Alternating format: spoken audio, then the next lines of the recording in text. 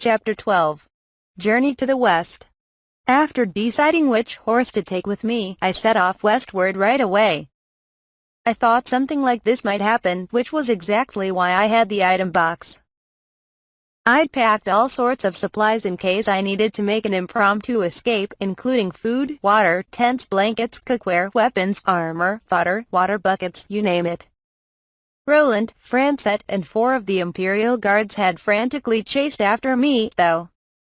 I wonder what they're planning to do about food and stuff. Maybe that's why they left the other 3 guards behind? After going through and interviewing all the horses, I decided on a 6-year-old stallion with a white coat. He had black eyes and was probably between 22 and 29 years old in human years. I wasn't too sure about the conversion between horse and human years though. I wanted to avoid horses that were too young to have much experience or those too old and weak to take on the journey, which was why I decided on him. He was deeply loyal to me since I had saved him from a near-fatal sword wound back at the battle in the village. He was cheerful and energetic as well, so bonus points for all that. Having a white mane would make it easier to be spotted by the enemy, but that worked out fine since I had a feeling I'd end up needing to stand out this time. There were mares among the 18 horses from before that I would have offered to buy any stallion they had their eye on, but it just so happened that a stallion fit exactly what I was looking for. I had Francette take care of setting up the reins and the saddle, since I didn't want to fall off the horse along the way. I never had any experience handling horses or riding gear. The saddle was there so I wouldn't be taking any spills or sliding off the horse or anything. I'd be giving him instructions on how to move myself, so we were fine there. I didn't have the kids or any sort of luggage to worry about, so as long as I ignored the fact that Roland and the others were following me, all I had to do was ride as fast as I could. That's why the most important issue here was making it so a beginner like me wouldn't fall off during the journey. It's not like I needed to be able to move however I wanted, so I would have been fine without a saddle or anything. The only problems with that though was I could only imagine how rough that would be on my poor body, and I'm kinda afraid what other people would think about me doing that. That's why I ended up going with the more traditional approach to horseback riding. Instead of heading south from Nicosia toward the capital, I took a separate route to the southwest that led to the main road that stretched out to the west of Grua. Following right behind me was the group from the royal palace who were determined to protect me. The group following behind me and Ed, the horse I was riding, was having a bit of trouble keeping up as we galloped along at full speed. That's why I imagined they were pretty grateful for the multiple breaks I had to take with how sore my butt and hips were getting. Even though I was a complete beginner to riding, my horse and I were completely in sync. They'd never be able to follow me if they loaded their horses with all their gear, had a wagon packed full of all the supplies they needed. There wasn't really any major problems with me spending the night in a town or village or something, but camping outside would drain Roland's supplies like crazy. Would they go around restocking as they followed me? While I can't say I wasn't worried about that, I was flying completely solo this time, and Roland had already made clear he wasn't happy about it. Even if they were following close behind me, I didn't have any sort of obligation to split my stockpile with them. I'd be fine with it if they were friends or helping me out, but I'm the type of person who gives the cold shoulder to people who try to get in my way. I don't have to do jack squat for them. The group in question Kaoru had directed those thoughts toward didn't know about Kaoru's item box, so they hadn't expected her to camp out in the wilderness. She didn't have any sort of luggage with her whatsoever, so they'd been sure she was going to spend the night at an inn, or at worst, ask to stay in someone's house. There were only a few hours left before the despair began settling in among the group. It appears Miss Kaoru isn't planning on stopping in town, Sir Roland. There won't be any other villages or towns for quite some time either, one of the Imperial Guards said as he reported to Roland. Maybe she just isn't familiar with the terrain to know that? No, Francette and Kaoru definitely has a map of the area, and it certainly seemed like she knew how to read it. There was only around an hour left before it would get dark. That was only going to make it harder on everyone, but there was no way around it. They had to keep following after Kaoru. "How about we get ready to call it a day, Ed?" "You got it, little missy," Ed replied, slowing down to a more relaxed gait. "That spot over there. Let's go a little deeper into those trees so no one can see us from the road. Then we'll make ourselves a place to turn in for the night." Ed and Kaoru headed off the main road, pushing through the dense clumps of trees. Sir Roland. "Yes, it looks like they're making camp. What shall we do?" "Not much to say to that, I'm afraid." In the end, 4 of the Imperial Guards headed back to the town they passed to acquire the necessities to keep them all going. Horses needed plenty of water to work, and while they made sure theirs drank plenty back in town, it put great stress on the horses to carry all their supplies to their campsite. They were lucky enough to have a town close by this time, but things could get hairy if they were out roughing it in the wild with no settlements around. More than that, Kaoru had no supplies with her, so how was she even getting by in the first place?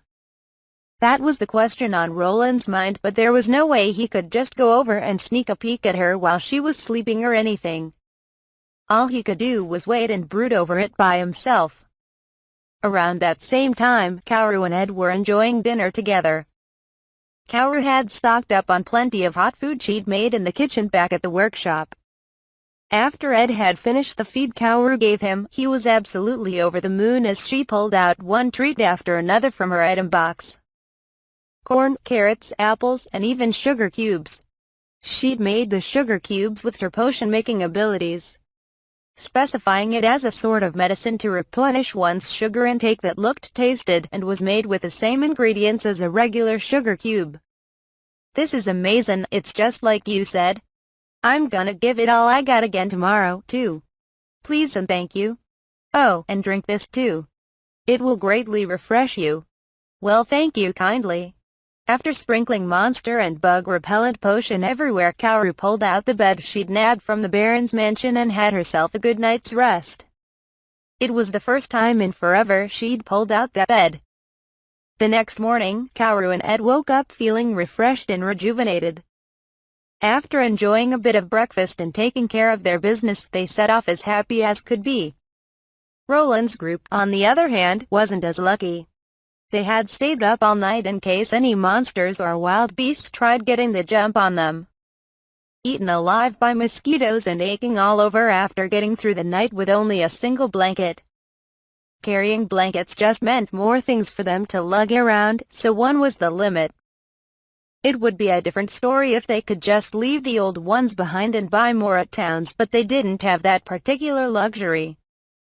They had cold meat skewers they bought from a food stall for dinner last night, and breakfast was hardtack. Seeing that Kaoru had taken off, they hurried to follow after her. "Do they seem like they're getting faster, Sir Roland?" Just as Francette said, they were certainly faster than yesterday. "Is she getting better?" That was exactly what was happening.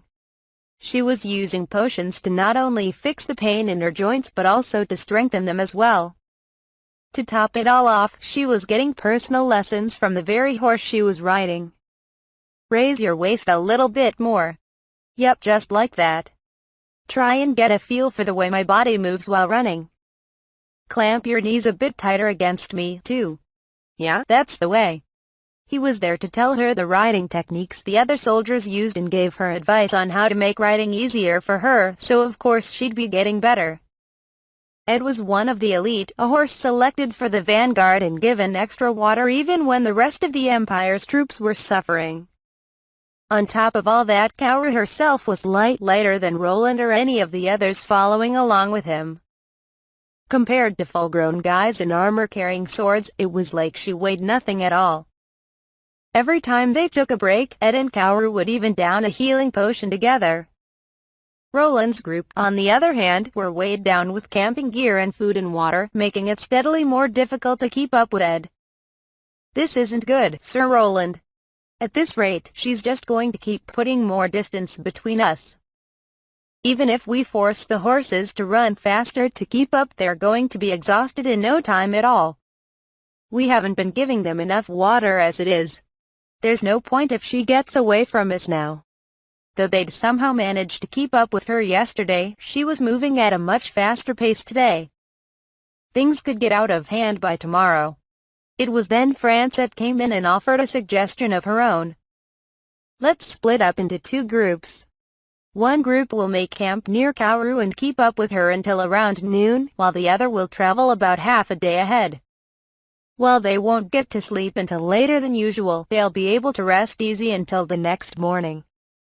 Come afternoon, they'll take over following Kaoru for the other morning team, who will be able to take their time as they continue along until they reach the campsite. When they do, the night team will set out again. Then we repeat this pattern from there. Nice thinking. That's not a bad plan at all. How should we split ourselves up then? I believe you and I are best suited to handle the nighttime shift. If anything were to happen, there's a much higher chance of it being at night after all. I imagine it would be much easier that way since I work directly under you, and having a girl with you should make it easier to approach Kaoru. In terms of fighting prowess, having the two of us in one group and 4 Imperial Guards in the other should also be a fairly even way of splitting up our forces as well. With that said, however, in her heart of hearts, Francette was fidgeting around sheepishly. She didn't know if it was an angel or the goddess who put such a wonderful idea in her head, but whoever it was, she couldn't thank them enough. As I continued along my journey and chatted with Ed, there was one thing that was bothering me. He's way too smart. How is a horse able to talk this normally with me? Were horses just always this smart and we never knew since they couldn't talk with us? No, that was totally out of the question. So could it be that Ed was actually only as smart as a baby, but my auto-translating ability was making it easier for me to understand? Or was my ability to understand all languages forcibly putting him on a level where he could talk normally with me? No, that can't be it either. Even if we assumed horses had roughly the same knowledge as a 3-year-old, they still wouldn't be as smart as dogs. That was the response most jockeys in Japan gave when asked in a questionnaire. If that were the case, then the comparison just wouldn't make sense. And if we were going that far, did horses even have anything you could call a language in the first place? Same goes for that squirrel thing I got directions from after I first got here. I had a feeling I wasn't ever going to find the answer no matter how much I thought over it, so I just gave up on that particular train of thought. So long as we could understand each other, then that was good enough for me. It was way better than not being able to understand him at all. While Kaoru and Ed were having a pleasant time on their trip, Roland and his group certainly couldn't say the same for themselves. Up till now, they'd always been able to restock their food and water from whatever town or village they happened to pass through last before roughing it outside, in the loosest sense of the word. Though Roland may have been royalty, he'd received a soldier's training as well, and had as much experience camping out in the wilderness as everyone else. His experience camping, however, was with a proper campsite being set up, being able to eat hot meals, and sleeping in a simple bed with plenty of blankets. He hadn't slept in a straw mat like the lower-class soldiers or anything. For normal soldiers, it would take around 7 or 8 days of marching to reach the front. Since Kaoru was traveling by herself and moving faster all the time, however, it would take her about 3 or 4 days to get there. That was what Roland and the others had told themselves to get through the harsh job of tailing Kaoru, but it looked like the battlefield was actually further to the west than they'd first thought. By the time they reached anywhere near the fighting, 6 whole days had passed since they first set off. Looks like we made it. Let's try heading over there where it looks like they set up camp. You got it, Missy. Kaoru and Ed set off toward what looked to be a command post set up in the back end of the battlefield. Just as she was expecting, they were immediately stopped by soldiers when they got close. Who are you supposed to be? A group of soldiers surrounded Kaoru as they challenged her to identify herself. Me? My name's Kaoru. Would you happen to need healing potions by chance? Her. There wasn't anyone among the soldiers here that had seen Kaoru up close and personal like this before. So they had no idea who she was since she'd used her own name instead of introducing herself as an angel or a friend of the goddess. They had, however, heard the rumors about the healing potions. They weren't exactly the most expensive thing in the world, but they were just pricey enough that they hadn't had a chance to use any themselves. They'd heard testimonials from people who did, though. Having those with them would be an absolute boon out on the battlefield. But the girl in front of them was empty-handed, and they weren't quite sure what to do with her. While the soldiers were struggling with how to handle the situation, Roland and his group came rushing over to them at that exact moment. The other 4 Imperial Knights had turned back and set up camp after finding the Belmore troops, and had already regrouped with Roland and Francet that morning. "My name is Roland. I want you to take me to the general." There wasn't a single soldier who didn't know of the king's brother. After hastily saluting him, they did as he asked and led him to the general's tent. "Sir Roland, what on earth would bring you all the way out here?" General Menes, the commander in charge of the troops, reacted in shock as he met with Roland's group. "I'm sorry for coming out of the blue like this. Let's just say I had my own reasons for coming." "How's the situation over here?" Roland asked. "Yes, sir." A grimace clouded the general's face in response to Roland's question. With the second wave of about 20,000 soldiers making it over the mountains, the enemy forces number roughly 40,000 strong after joining their comrades. Our forces have managed to stop their advance, with small skirmishes here and there between us so far. We're moving as fast as we can to return to the capital and provide reinforcements, but the enemy advances if we pull back, and pulls back if we try to advance on them. It's an obvious bid for time on their part. If we try to go on the offensive and make an aggressive push, on the other hand, it would only lead to more losses on our part. Not only that, but if things go bad, there's the risk we won't be able to return to support the troops at the capital." The general held the same despondent look on his face as he recounted his troops' struggles. That was when Roland gave him the good news. "Not to worry. We've already captured the 20,000 enemy troops who arrived from Rueda, and our own troops are unharmed. We have 15,000 troops protecting the capital right now. There's no need to worry about Gruet, so focus all your efforts on taking care of the enemy in front of you." "Yeeeeeeeeehhh." The sound of cheers filled the commander's tent. Is that really true? Do I have any reason to lie? Then that means we can fight more freely, and we won't have to push our soldiers any more than we need to." General Menes was practically shaking with joy. "So," Cal rebutted, "and after staying silent all this time, what would happen if the enemy realized their other forces that had gone through Rueda were already done for?" Menes turned to Roland, a doubtful look on his face. "And who would this young girl be, Sir Roland?" Roland gave a forced smile. "This here is Kaoru. But maybe it'd be easier for you to recognize her if I called her a friend of the goddess." Oh my!" The general's eyes went wide. "So, about my question," Kaoru sulkily replied. Seeing how Kaoru wasn't in the best of moods, the general hurried to answer her. If they were to find out, then there'd be no need for them to try and stall for time any longer. Their only choices would be to pull back or break through our ranks by force. There's almost no chance they'd retreat, though. Why is that? Even if they retreated, there's nothing left for the Empire. The only way for Alago to continue growing is to invade other countries. If they were to lose this many soldiers from their invasion and retreat, then it would take decades for them to make another attempt. The other countries around them would be on much higher alert, building up their own militaries to reduce Alago's power. The fact we know about their backroom deal with Rueda and their ambush through the mountains means they won't be as effective if they try to use the same methods again. If they manage to wipe out our forces here, they'd probably imagine that taking down the troops stationed at the capital shouldn't be that difficult as well. It seems they aren't aware of the infusion of soldiers from the east that came as reinforcements to protect Grua. That's why they seem to be underestimating the amount of soldiers we have protecting the royal capital.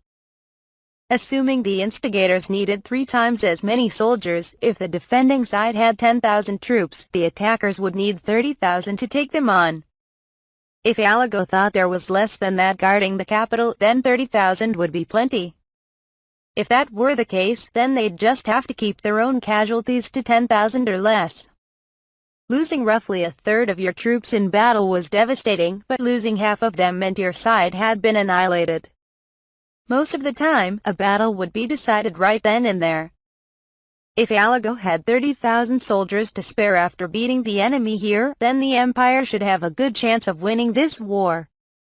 Once Alago laid siege to the capital, it was merely a matter of time for the capital to surrender after running out of food and water. They'd take what they needed from the town near themselves and request supplies from Rueda if they needed it. It wouldn't be strange for them to think their victory was assured if they could just surround the capital, especially for soldiers of a country who took pride in their own military strength. It's still going to take some time for the troops here to realize their comrades to the west were defeated. Who knows how many days it will take for a messenger to travel back through Rueda to deliver the news to Alago, then go through the mountain path to inform the troops here. Then how about we just tell them ourselves? Kaoru asked back. I doubt they'd believe something the enemy told them so easily, the general said with a bitter smile. After thinking it over, a sinister smile crossed Kaoru's face. Then let's give them some bait they won't be able to ignore. Oh boy, here we go again. Roland thought to himself as he caught a glimpse of Kaoru's face. The next morning, a message rang through the air to the Balmore soldiers fighting on the front line. Listen up, and listen good. His Highness, Sir Roland has arrived from the royal capital, bringing news that the enemy forces entering through Rueda have been crushed, as well as plenty of healing potions for everyone. None shall worry about your injuries. For those already injured or sick, be sure you get yours as soon as you can. The words rang out far and wide in all directions, reaching not only the enemy soldiers but their superior officers as well.